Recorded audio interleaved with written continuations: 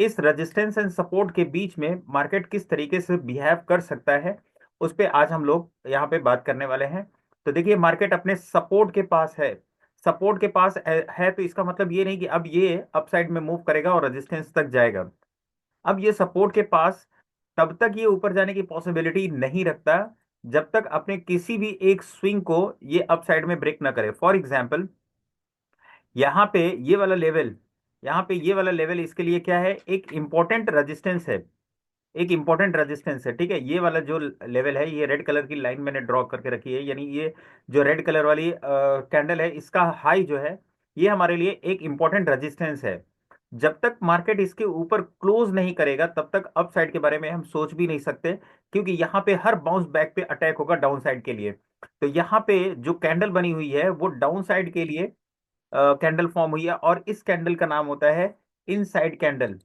सिर्फ inside candle बनने से कोई बात नहीं होती है, बल्कि जब ये कैंडल पूरी तरह से बन जाती है, बनने के बाद जो इनसाइड कैंडल का प्रीवियस कैंडल होता है, यानी ये जो रेड वाली कैंडल है ना, जब इसके लो के नीचे मार्केट निकलेगा तो हमें एक डाउन साइड का मूव देखने को मिल सकता है अच्छा खासा।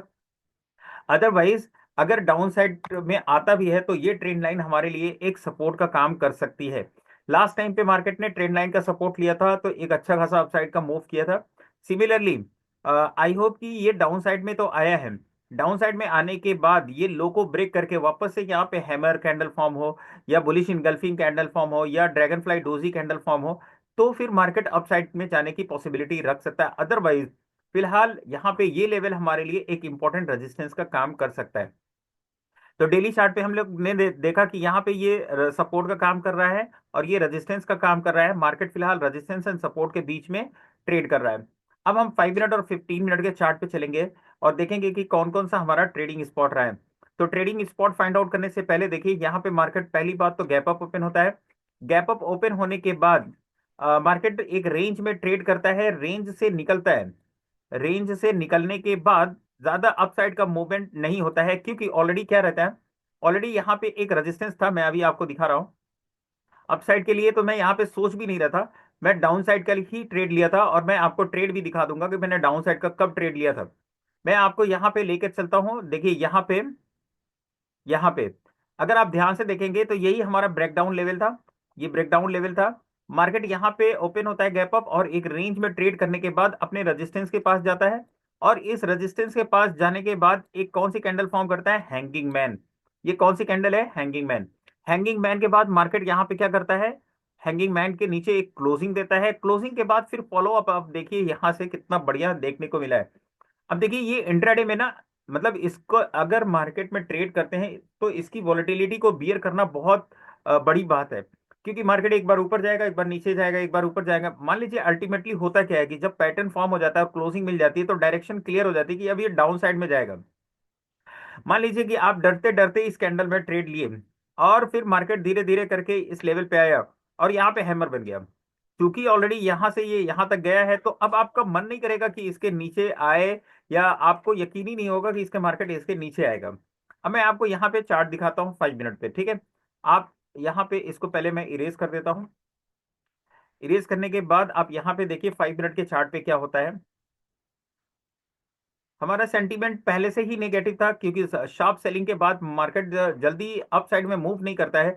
अगर मूव करता है तो वो इमीडिएटली डाउन साइड में आने की कोशिश करता है। अब देखिए हमारे पास ये क्या है, ये एक ट्रेंड लाइन का सपोर्ट बन रहा था। सपोर्ट ब्रेक हो गया, क्लोजिंग मिल गई। फिर मार्केट को अब चूंकि ये आ रहा है यहाँ से, ये 120 पॉइंट की गिरावट है। 120 पॉइंट के बाद हमको मार्केट को थोड़ा सा रुकने देना था। मार्केट थोड़ा सा रुक गया। यहीं पे वो कैंडल फॉर्म हुई है, हैमर कैंडल यहीं पे फॉर्म हुई है, जहां पे आप कंफ्यूज हो जाते हो।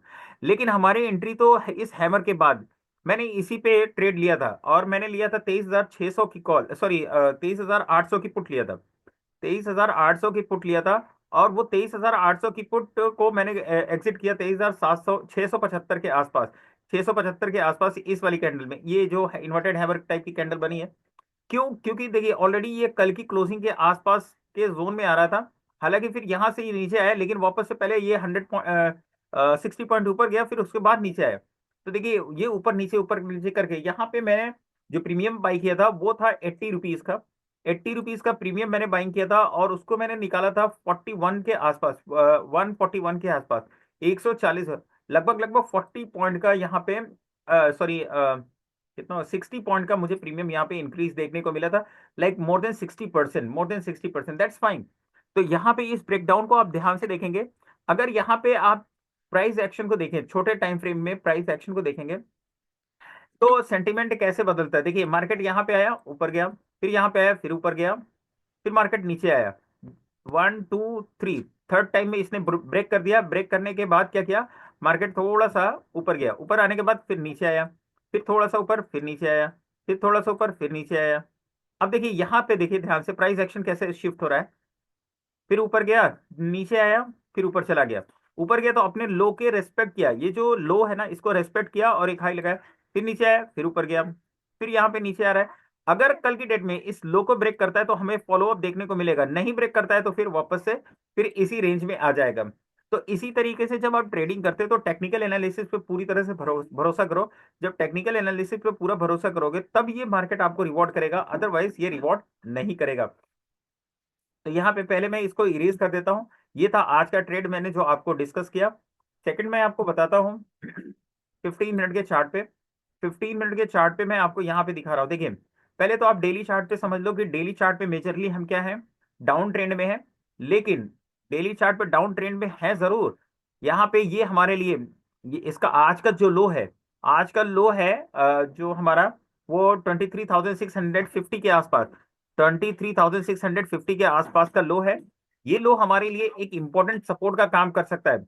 मार्केट को अगर जाना होगा नीचे की साइड में तो इस आज के लो को ब्रेक करेगा और क्लोजिंग दे करके फिर फॉलो अप देगा, तभी वो नीचे जा सकता है। अदरवाइज फिर ऑलरेडी हमारे पास इस ट्रेंड लाइन का सपोर्ट भी हमारे पास है। तो इसलिए हम बहुत सोच समझ करके ट्रेड अप डाउन साइड के लेंगे। हम अप साइड का ट्रेड लेंगे, लेकिन उसको भी हम देखेंगे 5 मिनट और 15 मिनट पे कि वैलिड कोई चार्ट बना है या नहीं बना है। तो फिलहाल देखिए यहाँ पे क्या बना है, एक बुलिश इनगल्फिंग कैंडल बनी। देखिए जब भी ट्रेंड रिवर्स होता है ना उससे पहले कैंडलस्टिक पैटर्न बन जाता है, चार्ट पैटर्न बन जाता है। यहाँ पे बुलिश इनगल्फिंग बनी। इस बुलिश इनगल्फिंग ने मार्केट को कन्वर्ट किया, क्या कन्वर्ट किया, देखिए यहां से ये मार्केट ऊपर गया, फिर नीचे की साइड में आया, फिर ऊपर साइड में गया, फिर नीचे की साइड में आया, फिर ऊपर की साइड में, फिर नीचे की, ऐसे ही अब चलेगा, ठीक है। फिर अगर मान लीजिए इस लेवल के आसपास कोई शूटिंग स्टार कैंडल मिलती है, फिर नीचे आता है और नीचे आने के बाद किसी एक स्विंग लो को ब्रेक करता है, तो फिर इसका जो है टेंडेंसी चेंज हो जाएगा, डाउन साइड का हो जाएगा। तो मार्केट अप साइड और डाउन डाउन साइड में इसी तरीके से चलता है। इसी के बीच में आपको पार्टिसिपेट करके अपने पोजीशन को बिल्ड करना होता है और एग्जिट करना होता है। ओके, आपकी ये सारी चीजें समझ में आ रही है। अगर वीडियो अच्छा लग रहा है तो वीडियो को लाइक कीजिए, चैनल को सब्सक्राइब कीजिए। मिलते हैं नेक्स्ट वीडियो में, तब तक के लिए बाय, थैंक यू।